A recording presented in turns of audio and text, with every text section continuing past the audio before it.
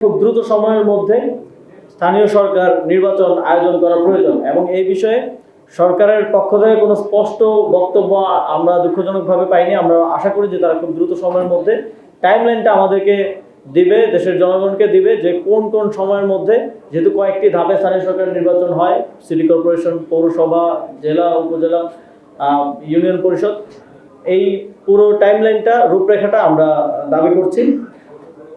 এবং আমরা দেখেছি যে প্রশাসক নিয়োগ দেওয়ার ক্ষেত্রেও সেখানে স্বচ্ছতার অভাব রয়েছে, সেখানে নির্দিষ্টভাবে মেয়াদ উল্লেখ করা নেই। সেখানে প্রজ্ঞাপনটি দেখে মনে হচ্ছে যে আমৃত্যু হয়তো তারা প্রশাসক থাকবেন, এইভাবেই সেখানে লেখা আছে। অথচ সরকারি যে কোনো চুক্তিভিত্তিক নিয়োগের ক্ষেত্রে কিন্তু সময় সীমাটা উল্লেখ করা গুরুত্বপূর্ণ, 6 মাস, 1 বছর, 2 বছর। স্বাভাবিকভাবে আমরা এই প্রক্রিয়াতেই দেখে থাকি সরকারের চুক্তিভিত্তিক নিয়োগগুলো হয়ে থাকে। আমরা আপনারা জানেন যে আমরা দেখেছি গত 2 দিন যাবৎ এক ধরনের ভয়ের রাজত্ব কায়েম করার চেষ্টা করা হচ্ছে। আমরা মনে করি যে যেই পুলিশের মাধ্যমে এই যে বিভিন্ন জায়গায় রেডের নামে সাধারণ জনগণকেও এবং সাংবাদিকদের উপর হামলা হয়েছে, আপনাদেরও কয়েকজন সহকর্মীর উপর হামলা হয়েছে বলে আমরা জেনেছি। আমরা এই ঘটনার তীব্র নিন্দা জানাই। আমরা মনে করি সরকার এটার মাধ্যমে জনগণকে এক ধরনের ভয়ের মধ্যে রাখতে চাচ্ছে, একটা ভয়ের মেসেজিং তারা করতে চাচ্ছে। এবং আমরা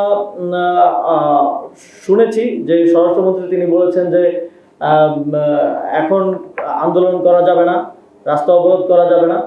আমরা দেখেছি যে অন্তর্বর্তীকালীন সরকারের সময় অনেক অযৌক্তিক এবং বিভিন্ন কারণে, ছোটোখাটো কারণে রাস্তা অবরোধ হয়েছে। আমরা সেটাকে অবশ্যই সমর্থন করি না এবং আমরা মনে করি যেহেতু একটি নতুন সরকার গঠন হয়েছে, তাদের কাজ করার ক্ষেত্রে এতটুকু সহযোগিতা জনগণের পক্ষ থেকে করা উচিত যে অকারণে অযাচিতভাবে যাতে কেউ রাস্তা অবরোধ না করে। কিন্তু একই সাথে কারো যৌক্তিক দাবিতে আন্দোলন করার, ভয়েস রেজ করার, কথা বলার অধিকারকেও আমরা কোনোভাবেই যেন হ্যাম্পার্ড না হয়, কথা বলার অধিকার বঞ্চিত না হন, সেটা নিশ্চিত করাও আমাদের দায়িত্ব। এবং আমাদের সংবিধান দেশের প্রত্যেক নাগরিককে এই অধিকারটা দেয়। এবং কিন্তু সরকারের পক্ষ থেকে আমরা দেখছি যে একদম একাধারে সকলকে কোনো ধরনের আন্দোলন করা যাবে না, এই ধরনের কথা বলা হচ্ছে, যেটা গণতন্ত্রের পরিপন্থী, আমাদের সংবিধানের পরিপন্থী।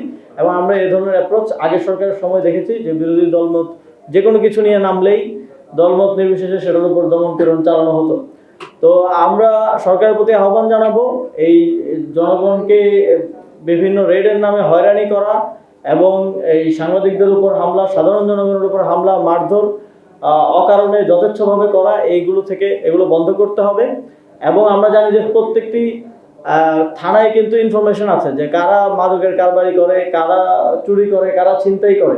তো স্পেসিফিকলি সেটা নিয়ে কাজ করতে, সেটা মানে এক ধরনের আইওয়াশ হচ্ছে আর কি, মূল জায়গায় কাজ না করে জনগণকে ভয় দেখানোর এক ধরনের চেষ্টা হচ্ছে বলে আমরা মনে করছি।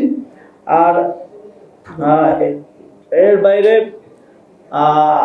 আমাদের নির্বাচন পরিচালনা কমিটি এই বিষয়ে বলেছেন। এই বিষয়ে আমরা জাতীয় নাগরিক পার্টি, আপনারা দেখেছেন যখন জাতীয় নির্বাচনেরও প্রার্থিতা মনোনয়ন দেওয়া হয়, তখন আমরা শুধুমাত্র আমাদের দলীয় নেতা কর্মীদের বাইরেও যারা বিভিন্ন জায়গায় যোগ্য আছেন, জনপ্রতিনিধি হওয়ার যোগ্য আছেন এবং মানুষের জন্য কাজ করেছেন, কাজ করতে চান, অনেককে আমরা সুযোগ করে দেওয়ার চেষ্টা করেছিলাম। এবারও আমাদের সেই অ্যাপ্রোচটা থাকবে। এবং আপনারা জানেন এবার আইন অনুযায়ী এই নির্বাচনে দলীয় মার্কা এবং দলীয় মনোনয়ন থাকবে না।